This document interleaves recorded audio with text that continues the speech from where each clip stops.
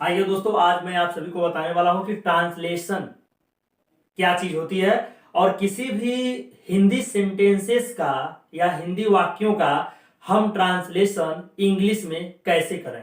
तो आइए मैं सबसे पहले आपको बताना चाहता हूं। आप यहां पर यारो सबसे पहले ये समझ लीजिए कि हम सब्जेक्ट को कैसे और किस प्रकार से लेते हैं। तो आप देखिए, कोई भी सेंटेंसेस है, ये सब्जेक्ट रहा दोस्तों।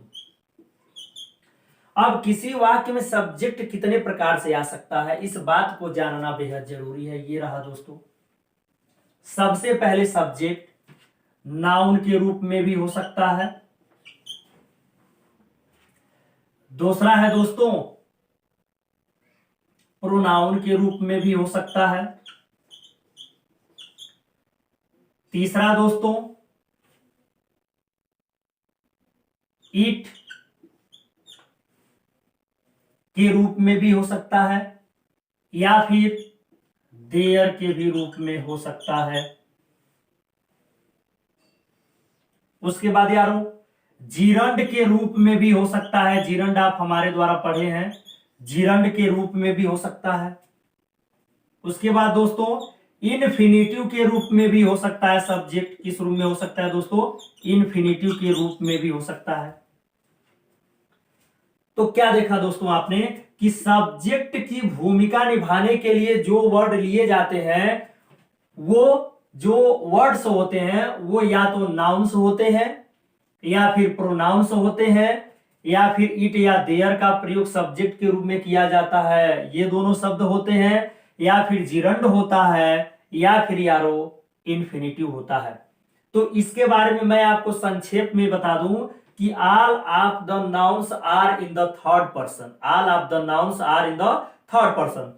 इस संसार में जितने भी नाम होते हैं, किसी भी वस्तु का, किसी भी सामान का, किसी भी जानवर का, या फिर किसी भी मानव जाति का दोस्तों, वह टोटल नाउन्स कहलाते हैं। यानी कि all naming words are noun. तो किसी वाक्य में अगर कोई सबसे पहले सब्जेक्ट बनाते समय नाउन है तो सबसे पहले उसकी इंग्लिश बनाएंगे यारो।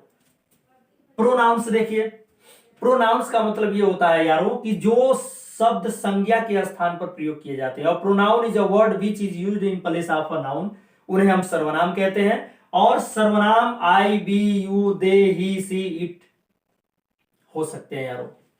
इसके अलावा इट का प्रयोग और देयर का प्रयोग भी मैंने करके आपको दिखाया है, तो मुझे उम्मीद है आप जरूर समझ गए होंगे। तो इट और देयर का प्रयोग भी सब्जेक्ट की भूमिका निभाने के लिए दोस्तों किया जाता है। जिरंड का मतलब होता है, यहां पर मैं लिख दे रहा हूं दोस्तों, main verb first form I N G. इसका सब्जेक्ट के रूप में और ऑब्जेक्ट के रूप में प्रयोग दोनों मैंने बताया था दोस्तों। और इन्फिनिटिव का मतलब होता है two plus main verb first form, यानी कि मुख्य क्रिया के फर्स्ट फॉर्म से पहले टू लगाने से इन्फिनिटिव बनता है। इसका भी सब्जेक्ट के रूप में और ऑब्जेक्ट के रूप में प्रयोग दोनों दोस्तों मैंने आप सभी को बता दिया था। मुझे उम्मीद है कि अब कोई भी वाक्य आप बनाएंगे तो सब्जेक्ट की भूमिका निभाने के लिए ये जितने वर्ड्स मैं आपको दिखा रहा हूं, जितने टाइप्स दिखा रहा हूं, ये टोटल आप समझ गए होंगे। मुझे उम्मीद है अगर इसमें किसी भी प्रकार की यारो आपको दिक्कत हो रही है या परेशानी महसूस कर रहे हैं, फीलिंग कर रहे हैं, तो मुझे कमेंट करें, मैं आपको अवश्य ही बताऊंगा। मैं आपके कमेंट का इंतजार करूंगा। अगर समझ गए दोस्तों तो एक लाइक जरूर मारें। बस इतना ही, धन्यवाद।